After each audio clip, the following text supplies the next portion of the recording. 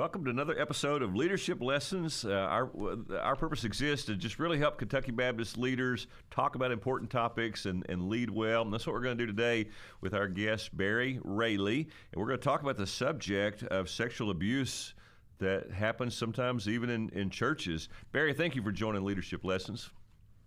Hey, Dr. Gray, thanks for asking me to be part of this. I'm honored you would ask. And it is a really challenging topic for sure. I appreciate you being willing to tackle it and talk about it also. Let me tell you a little bit about Barry.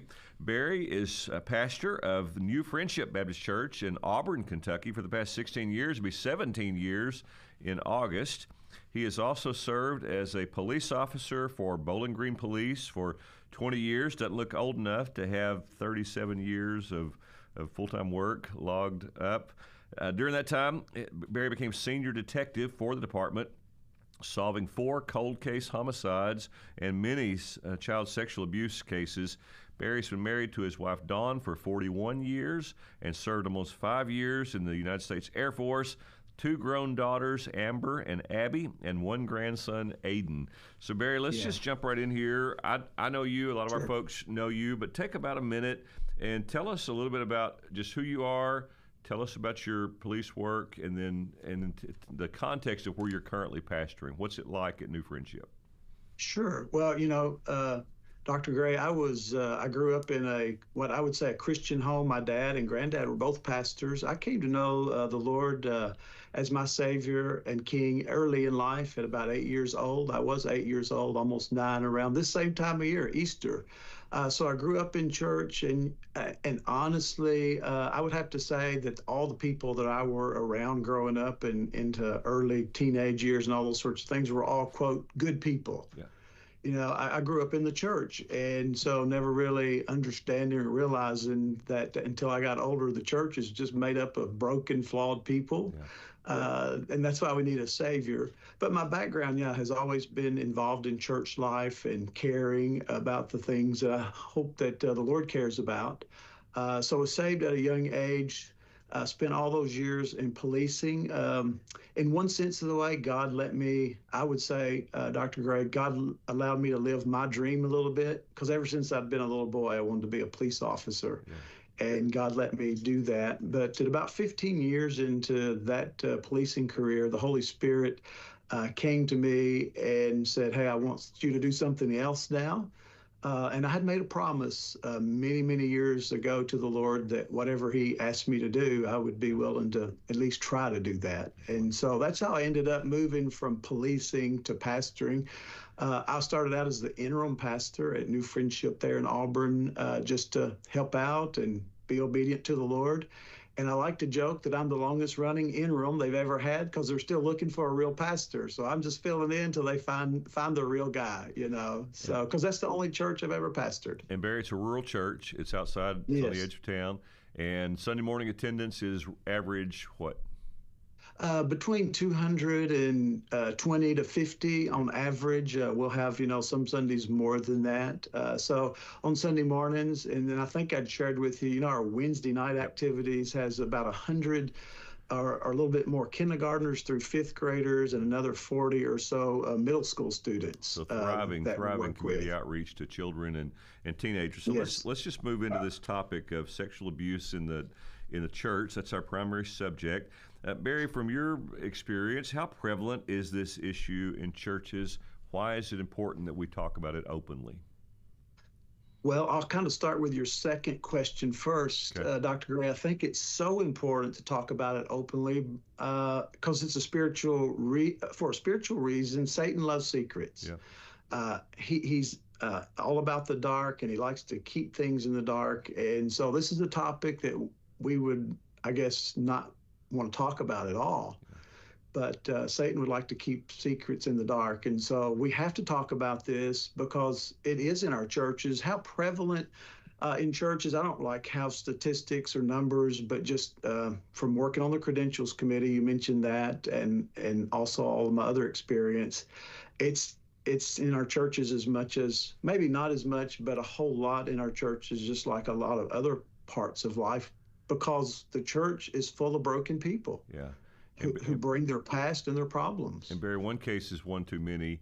And Absolutely. it's more than that. We wouldn't call it epidemic levels, but we know there are cases exist, and Yeah. just a matter of fact, we know there are people who are sexual predators, and they're Yep. always looking for the easiest target they can find. And for many of them, Yes. that's going to be a local church. They're going to try to Absolutely. access and satisfy their ways through access to children, wherever they can find it. So, why is it essential for churches to be proactive in addressing sexual abuse rather than reactive? Get in front of it, talk about it before it happens, Yeah. rather than just respond after it's happened. Well, I mean, that is the case. And I was going to share with you as I try to answer that question. When it comes to Kentucky and prevalence, I had just looked up just for the whole state. Now, this is not churches, but according to the latest Health and Human Services study, Kentucky is at about double the rate of the rest of the United States when it comes to the maltreatment of children. So Wow. that includes a lot of not just sexual abuse, Yep. but physical abuse, neglect, all those sorts of things. But then so the nation is about 7% per, 7.4 per thousand, and Kentucky is at 14.2 Wow. per thousand. And then when they broke those different areas down, 6.1% of those were sexual abuse. Wow. And so it is prevalent in our state. So that tells me that it also is probably going to be more prevalent in our churches, perhaps in some other places as well. But to your point, we have to get out in front of this. We have to get ahead of this because it is a crisis. And Dr. Gray, I was thinking about how this is really the heart of the Lord. I was thinking last night, and I looked it up to make sure I would say it right. But in the Gospel of Matthew, Jesus took a little child. Yeah. And set that child in front of him, and he talks about how you have to be a child, to come into the kingdom of God. But then he made this statement that is really hard to hear. He said, if anyone would offend one of these little ones who would believe in me, it's better that a millstone would be hung around his neck and he'd be cast into the sea. And so we as churches, as the people of God, as serious followers of Jesus, think that we have to take this issue, along with many others, but this one, as serious as Jesus did. And so it really is a spiritual issue that gets played out in the physical realm of choices and decisions that people make. So, Barry, you have a law enforcement background. We've shared that, and much of that was as a detective, and you dealt with homicide cases, but you also dealt with child sexual abuse. How has that background impacted your leadership in this area in the church? Well, I think I like to think of it this way, Dr. Gray, is that God taught me everything I know about pastoring, which is not a lot, but some things, but I learned it in the trenches of real life. Yeah. And I try to lead from the trenches, I think, more than the tower, because I just don't have a lot of experience, at high level leadership, but coming up through the ranks of the police department and dealing with real life issues for 20 years. 7 years I was in uniform patrol. 13 years I was a plainclothes detective working all these kinds of cases, all the way through the court system and through the trial system. It helped me to have an empathy for certainly victims, people who've been victimized, but also it gave me a lot of more insight into what we would say is the predator or the perpetrator in those crimes. But, Dr. Gray, there's not really anything that someone in our church could come and tell me that I probably haven't seen, heard, or dealt with at some level. So I think that gives me a little bit of advantage when those awful things happen. And we've dealt with some of those at our congregation, unfortunately, but they're true. I'm not shocked by that. And I kind of go back to detective mode almost, handling the crisis and dealing with the real life fallout of all that stuff. Yeah, what a preparation for the work that you're doing now and your service on our credentials committee. What are some common misconceptions that churches may have about sexual abuse within a congregation? And again, my opinion, I'm not an expert in the field, but again, just based on my experience, probably that it can't happen in our church. Yeah. It's just, I'll never forget that I'd gotten a message to pastors about some training in this area as a text message, and one of the pastors texted back about, and their words just kind of sent a chill down my spine. They said, this isn't an issue in our church, and I won't be attending the training. And I'm not sure that particular pastor understood that maybe it's not happening in his church, at the moment, but if all the studies and statistics are true, there's a portion of his congregation who is a victim Hmm. of sex abuse. And so it is an issue, even if it's not, a current situation happening. People bring all these things to our churches because it's in their lives. And we have to have a redemptive message for that. We also have to do the right things, just tangibly, physically, to help people. Barry, you've said you're not an expert, and we want to honor that statement. You do have a lot of background in the work and a unique perspective, given your detective work and serving as a pastor and working with the SBC Credentials Committee. What are some warning signs that church leaders and members might need to be aware of? I guess I'm thinking mostly about how might you identify. You don't want to be suspicious of every new person that comes into church Sure. or everybody in Right. the church, but predators are predators. what Yep. what what, what can help a church be careful with people and be wise in protecting children? Yeah, that's a great question. And I guess I kind of approach it in two directions. One is about what we're saying is the perpetrator or the predator.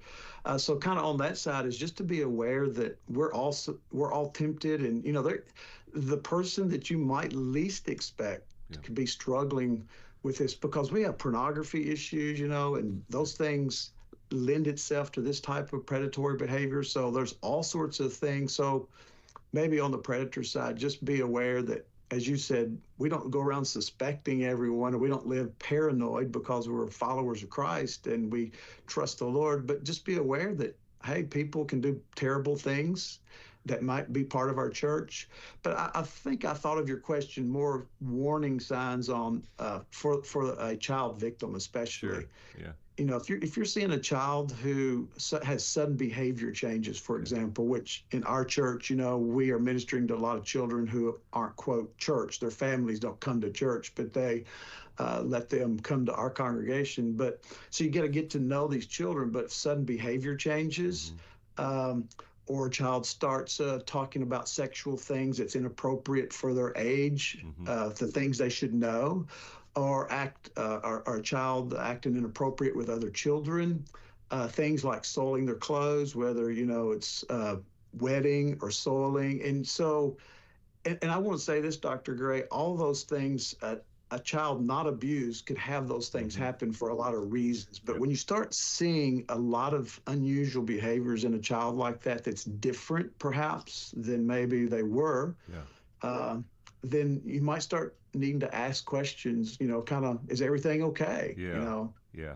Uh, Thanks. and a lot of these children, it's a secret, and they've been groomed or told or threatened. I know of children that were threatened, like if you tell, I'll go to jail, or your parents will go to jail, or something bad's going to happen. So, a child may be struggling with being abused, but it's a secret. And they're in so much fear to share that even if you try to get into their world a little bit, they may not want to tell you. So that's even in of itself, if a child has a secret that they can't talk about, but they say, hey, I got a secret, but I can't say it. That's obviously a red flag too. So there's a lot of things. Yeah. Barry, thanks for answering the question that way in particular. So let's just take that a little further.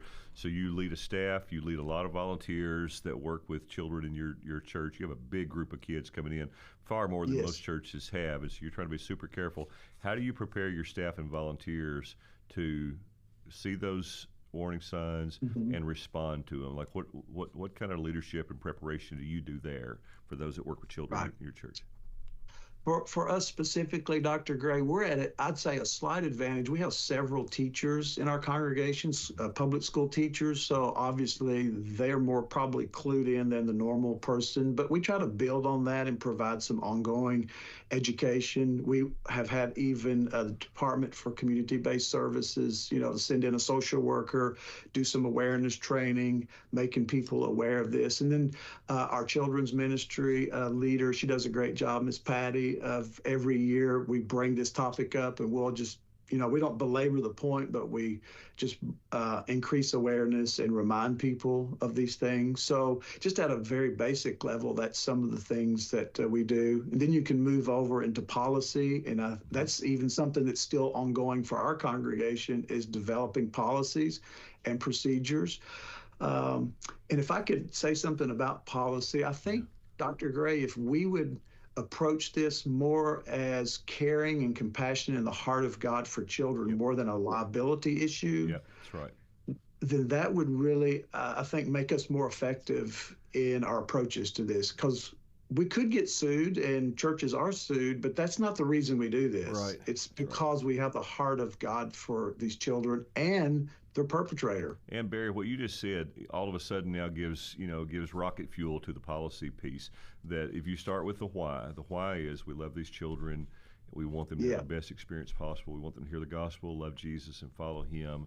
And so that's the why, that you want to be careful and have policies. So what policies do we need, since that's our goal? Sure. That changes everything, doesn't it? All of a sudden now It you have folks absolutely who does. might push back, saying, "Yeah, let's figure this out. Let's get our and I'll sign up first for whatever I need to go through in order to Yes. protect Yeah, children." absolutely. Barry, what are some practical steps that churches can take to create a safe environment for children and really vulnerable individuals as well, not just children? Yeah, that's true, and I'm glad you said that, because the policy, even in our congregation we're working on now, also includes vulnerable adults. And so I think people should know that Kentucky is one of those states that has mandatory reporting laws. So a child under 18, if there's physical abuse, neglect, that we're all required to report that. But it also crosses over into exploitation or abuse of senior adults. And so we really have two, mandated by state law, two categories or groups of people that we need to always be keeping our eye on as far as Kentucky revised statutes go. So, and I kind of just lost track of, I think, of That's the question okay. is asking No, I me, think but you're what saying- yeah, I think what we can do in practical ways, one thing is just always try to not have people alone with children, have a what's called a too deep policy. Try to have all your activities where they are open and where people can see what's happening, and you're not having closed doors and, people that when a child has to go to the bathroom, you're just acting in ways that really just almost common sense. Mm-hmm. To guard against not only anything happening to the child, but again, it also helps protect the congregation to say, hey, we've got policies in place, and then we practice those, and that just, I think, helps the whole situation. I don't know if that answers your question. No, it's perfect. So let me come back on one thing that you went through pretty quick, just because of your background and your knowledge. But mandatory reporting laws, I don't think most folks really understand what that means. So give a real quick, simple explanation of who must report and what justifies or what requires a report. Well, so it basically, Dr. Gray, is, and I don't have the KRS in front of me. I apologize. That's I should have. No. But yeah, mandatory reporter is just that. Anyone who has a reason to believe, I think is how that statute is written, a reason to believe that a child is being abused. I'll just leave it on the child level. Abused, neglected, or exploited is required to make a phone call or submit online. You can, go to the Department for Community-Based Services website, and you can submit a concern and do it anonymously. Or you could call your local, cabinet for families and children, or you could call the Kentucky State Police or your local sheriff or police. So any of those, just making that report satisfies that mandatory reporting requirement if you have a reason to believe. You don't have to have evidence. You don't have to have proof. You just have to have, a pretty good articulable reason. And I've made some reports, Dr. Gray, where the cabinet says, thank you for reporting, but just doesn't meet our criteria. Yeah, same here. And that's really all I can do. Exact same here. We've done it as well. And Barry, I really appreciate you saying that. Some folks fear that they have to have like the proof beyond a reasonable doubt, which is just not the case for reporting. Right. You need a strong suspicion, reason to believe that something is happening here. And again, you can report anonymously. Your name's not brought into it. If it meets a criteria, then investigation is made. And yeah, thanks for clarifying that. We know background checks and screening for volunteers doesn't solve all the problems, but why is it still important that churches do those for those working with children? Well, just simply because, that's just an obvious thing to check, is if someone already has a recorded history of, inappropriate behavior with a child where they have been legally charged. And so that's one of the, I think, misconceptions about background checks. And unless a person's been arrested, fingerprinted, Right. or formally charged, a background check's not going to really show you anything. That's the downside So to it. It's not going that's to. Most correct. predators are not going to show up there. That's correct. Unless, again, they've been caught. So, we always lived by the premise when I was investigating cases, there's a first time for every predator, for every person who's, hurting a child. And so, okay, they may not be on a sex offender registry, they may never been charged, but if a child has disclosed, we're working that case, hey, maybe this is their first time. So there is a first time for everyone, but Dr. Gray, I won't quote studies because I don't have those in my mind, but for example, we watched Bureau of Prison Studies, and all the people, and it's mostly men, it's not exclusive, but mostly men who are in federal prison for the abuse of children, sexual abuse of children, had done that by their own admission multiples of times before they were ever caught the first time. That's what we learned about predators, Barry. Exactly what you're saying, that the most have an age preference, and they're Right. multiple offenders, 100, 200 times they've offended and abused a child Yeah. sexually, and there are all kind of reasons why a person wouldn't report or tell that's happened. Yeah, to it's them. so hard. It's so hard for those children to report. Undoubtedly, And and yeah, the from family. fear. Yep. And you know what? I don't want to get into a lot of stories, but I remember removing children from homes where they were being actively abused. But those children were terrified of me more than they were being removed from their home, because this is their parent or this is their loved one. And it was so gut wrenching, to take those children out of their parents' arms. I mean, it's the right thing to do, but those kids still love their parents, at least at some level, I think, it's their mom or their dad. There's So, sometimes in churches, there's a reluctance to involve law enforcement. We think that yes. we can handle it in a spiritual way. I shouldn't say we. Some think they can handle it in a spiritual way. Why is it essential for churches to involve law enforcement rather than try to handle allegations internally? Well, simply because if this is a crime has occurred against a child and you want the perpetrator, you want this person to be held accountable and justice brought to that situation, law enforcement is the best people to do that on that side of the coin. Obviously, we have a spiritual responsibility to minister and, again, speak redemption and preach the gospel of Jesus Christ to predators and victims. But there still needs to be a reckoning and accounting for one's behavior. And so if we don't call law enforcement and we just talk to a child, for example, maybe I can go down this path for a second. A child's, maybe they say something at church, and a well-meaning pastor or well-meaning person, begins to ask that child a lot of questions and tries to get to the bottom of the matter. Basically, they have contaminated that child's statement for court purposes, because children are very easy to be led down a path of questioning. And so that's why if a child discloses at a church or a church, person has a concern, they don't need to take that matter into their own hands. They need to call right away. But they need to make sure that child is kept safe until the authorities can do the right thing. And that gets really challenging, because at our own church, we got 100 kids, and say one of them reports, well, I've got a lot of parents going to show up at our church, to pick up their child at the end of the evening. And suddenly I can't release that child to that parent. And the sheriff is there, or the state police. I mean, it is an incredibly challenging situation. I think that's why even some churches are just hesitant to even go down the path. They would just rather bury their head in the sand than deal with the issue. Barry, I know we'll share your email in the link for if folks want to reach out to you, and I know you'd be willing to talk to a pastor. Absolutely. You've been that bivocational pastor trying to figure these things out. You have the advantage of a law enforcement background, but you'd be such a great resource. And thank you for your willingness and your heart to do that. Let me ask this last question on this subject, and I'll say this: KBC has some really good resources. Church Prepared is excellent training. We will come in and do that in a local church. We'll do it for an association. Sarah Robinson works with us on that. Our regional consultants also lead out. We've trained hundreds of people across the state in this material. We also connect churches to Ministry Safe, which is Greg Love Ministry, and his wife Kimberly, and they're excellent in this area to help churches.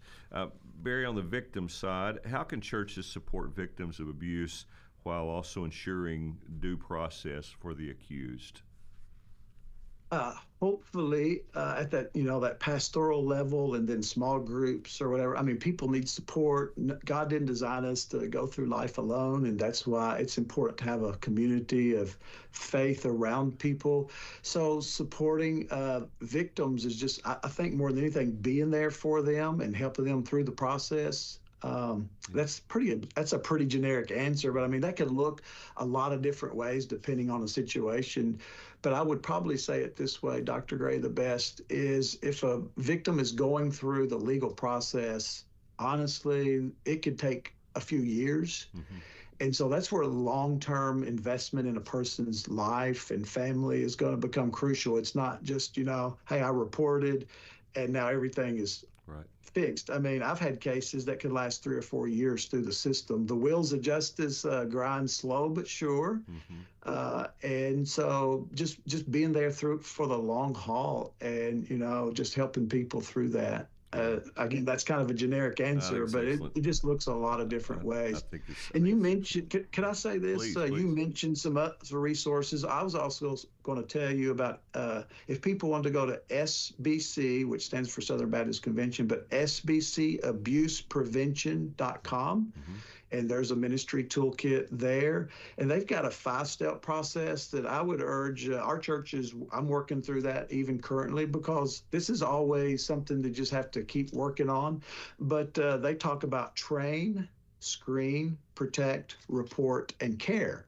And so if you go to that resource, each of those 5 are modules that has training, that has videos. So it's a great resource, as well as the ones that you mentioned through KBC as well. Outstanding. Thank you so much, Barry, for those. So I'm going to use the rest of our time to shift gears and talk about leadership and ministry leadership. And so, Barry, I've observed about you that as a leader, pastor, you are high energy.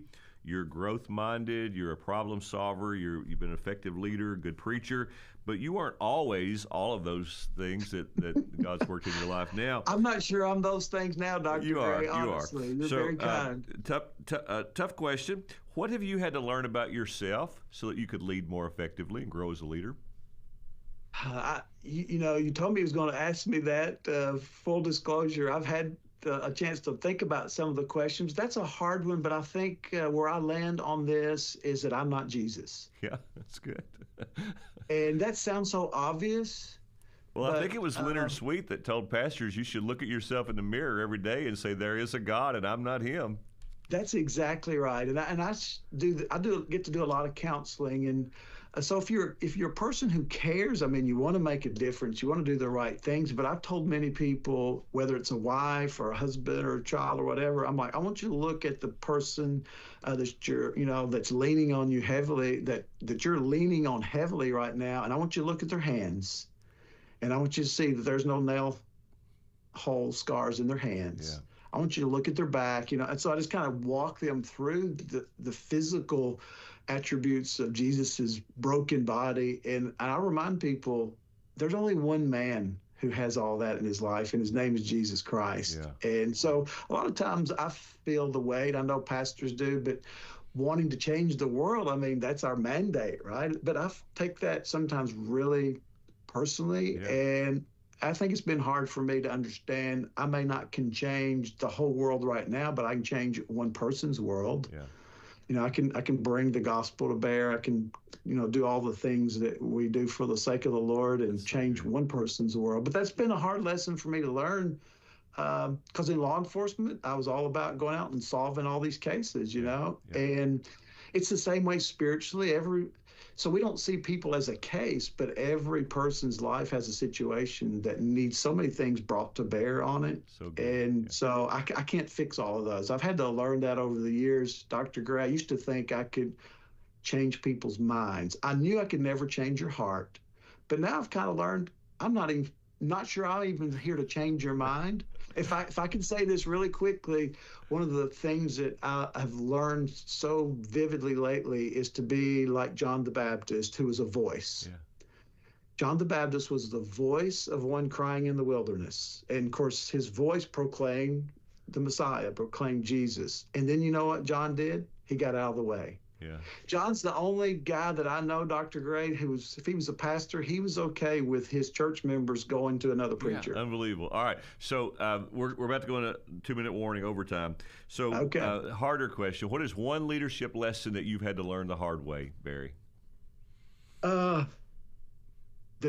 The difference between, and so it goes to who I am as a person, but the difference between being ready to die and willing to die.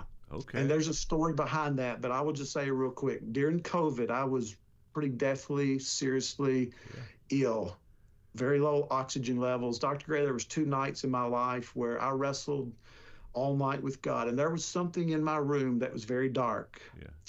And it wasn't the Holy Spirit. But for 2 nights, I had to wrestle with God, and God taught me the difference between ready and willing, because I'm saved. I was saved since I was 8, and I'm ready to die. But I had to come to grips with, as a person of God and a leader of God's people, am I willing to die? Yeah. And I went to sleep 2 nights in my life, ready and willing. And so that's kind of changed even how I look at leadership, because that's Christ's words to our life, that we have to be willing. So Barry, I don't know if that quite answers it's the perfect. question. In asking these questions, it's always a painful process to learn good leadership lessons. All right, last question. If you could give one piece of advice to younger leaders, and you're a young leader yourself, if you could give one piece of advice to younger leaders, what would it be? To remember that you're always, this is another thing I've learned the past couple of years, to remember you're always God's child, because nowhere in the Bible are we ever called the adults of God. Wow. Behold, what manner of love the Father has bestowed upon us, that we can be called the children of God. Yeah. We've been given that right. And so you say that I'm young. I'm almost 61 now. And Dr. Gray, I'm relearning. Yeah, we are, 4th quarter. I'm relearning how to be God's child at my age and stage in life, because that looks different than when I was 20 and 30 and 40. And so everything that I'm going through with health and just, all sorts of changes is reminding me that God never calls me his adult. Yeah. That I always have. So for a young pastor, it's all about being with the Lord before you ever do for the Lord. Yeah.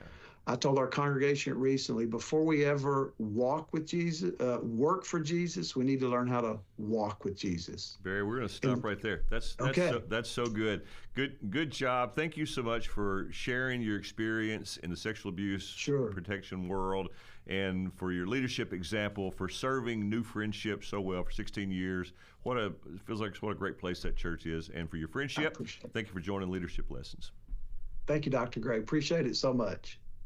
Thanks for listening to Leadership Lessons. An audio podcast of this program is available on both Apple and Android devices.